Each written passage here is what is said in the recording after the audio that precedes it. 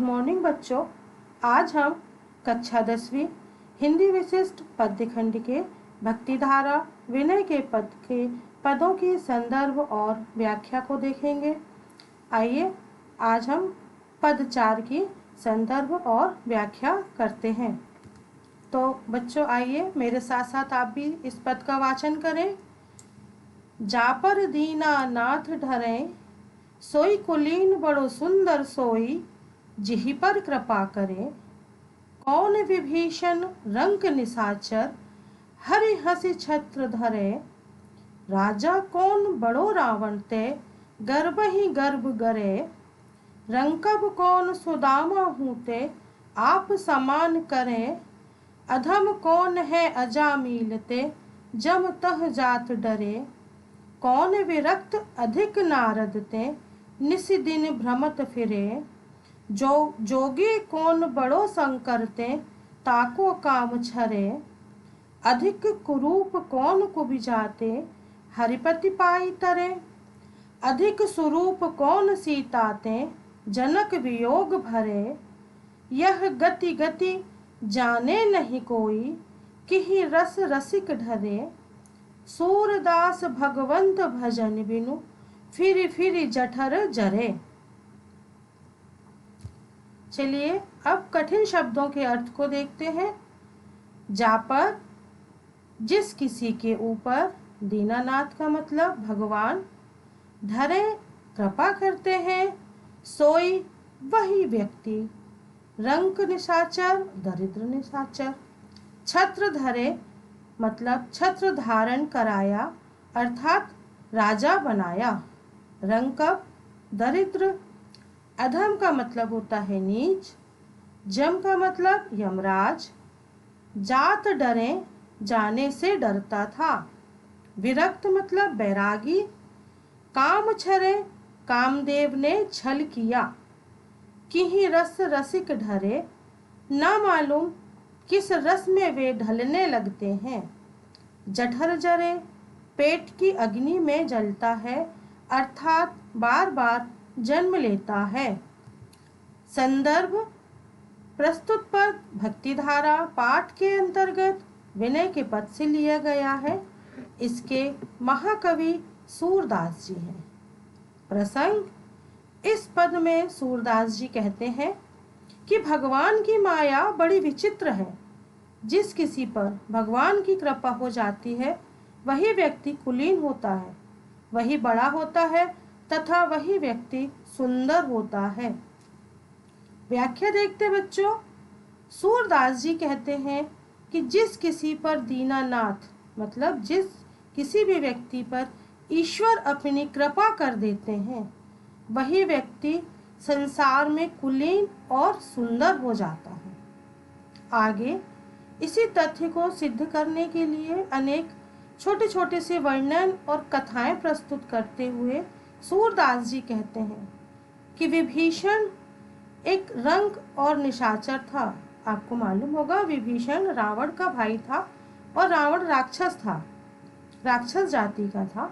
तो विभीषण एक रंक और निशाचर था, पर भगवान ने कृपा करके रावण के वध के बाद उसको लंका का राजा बना दिया। रावण के वध के पश्चात उसके सिर पर छत्र धारण कराया और उसको लंका का राजा बनाया।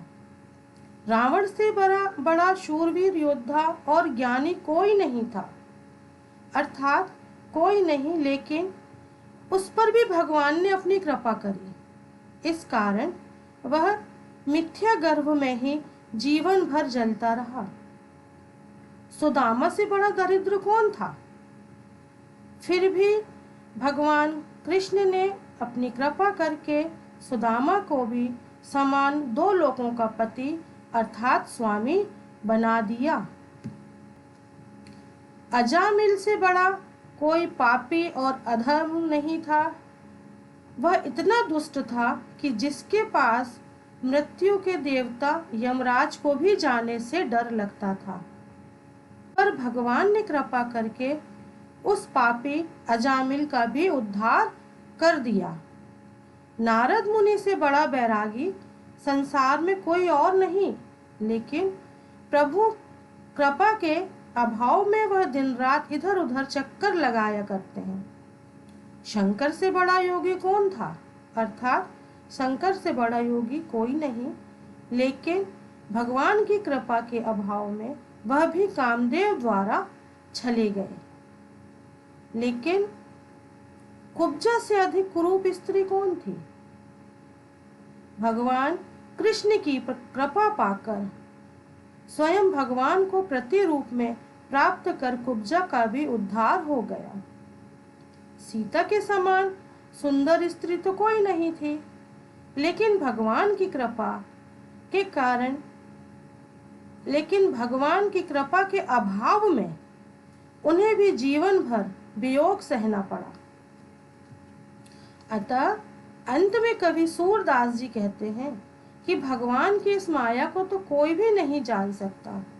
न मालूम वे किस रस के रसिक होकर भक्त पर अपनी कृपा की वर्षा कर दें, किस भक्त से प्रसन्न हो जाएं। सूरदास जी कहते हैं कि भगवान के भजन के बिना मनुष्य को बार बार पृथ्वी पर जन्म लेना पड़ता है, और जन्म लेने के कारण उसे अपनी माता की कोख की अग्नि में बार बार जलना पड़ता है। के बिना इस संसार में भव से पार नहीं उतर सकते। अब इस पद का काव्य सौंदर्य और विशेषताएं देखते हैं। कवि का मानना है कि भगवान की कृपा के बिना कुछ भी संभव नहीं है, और इस बात को सिद्ध करने के लिए कवि ने विभीषण, रावण, सुदामा, अजामिल, नारद, शंकर, कुब्जा, सीता आदि से संबंधित अंतर कथाओं की ओर संकेत किया है। उक्त पद में उपमा अलंकारों का बहुत ही सुंदर प्रयोग किया गया है। बच्चों, अब इससे संबंधित कुछ प्रश्न उत्तर हैं, उन प्रश्नों के उत्तर को देखते हैं। ये छोटे छोटे 2-2 नंबर के प्रश्न हैं, आप इन्हें याद कर लेंगे तो परीक्षा में पास होना आपके लिए बहुत आसान होगा। पहला प्रश्न है कि मीठे फल का आनंद लेने वाला कौन है? तो मीठे फल का आनंद लेने वाला वह गूंगा व्यक्ति है जो वाणी के अभाव में उस मीठे फल का वर्णन ही नहीं कर पाता। प्रश्न दूसरा है, अवगुणों पर ध्यान न देने के लिए सूरदास जी ने किससे प्रार्थना करी है? तो बच्चों, अवगुणों पर ध्यान न देने के लिए सूरदास जी ने प्रभु श्री कृष्ण से प्रार्थना करी है। फिर पारस में कौन से गुण पाया जाता है? तो पारस एक प्रकार का पत्थर होता है जिसको स्पर्श कराने से लोहा भी सच्चा सोना बन जाता है। फिर लघु उत्तरीय प्रश्न में आता है, सूरदास जी ने निर्गुण की अपेक्षा सगुण को श्रेयस्कर क्यों माना है? तो अपन ने पहले पद में बच्चों इसी व्याख्या को देखा है कि सूरदास जी ने निर्गुण की अपेक्षा सगुण को इसलिए श्रेयस्कर माना है। निर्गुण का कोई आकार, कोई रूप, कोई आकृति नहीं होती, उसका कोई आधार नहीं होता, जबकि सगुण का आधार होता है।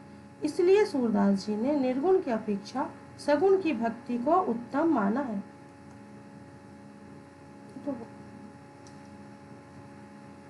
फिर आता है दीर्घ उत्तरीय प्रश्न में, सूरदास जी ने किस आधार पर ईश्वर को समदर्शी कहा है? सबसे पहले बच्चों, समदर्शी का अर्थ क्या है? समदर्शी का अर्थ होता है जो सभी को एक समान नजरों से या एक समान भाव से देखता हो। ईश्वर चाहे वो पापी हो, चाहे वो अच्छा व्यक्ति हो, पुण्यात्मा हो, ईश्वर सबको एक समान मानते हैं। तो सूरदास जी ने पारस पत्थर के आधार पर ईश्वर को समदर्शी कहा है। पारस पत्थर लोहे को सोना बना देता है, चाहे वह लोहा पूजा के काम आता हो या वही लोहा शिकारी या बधिक के घर पशुओं की हत्या के काम में आता हो।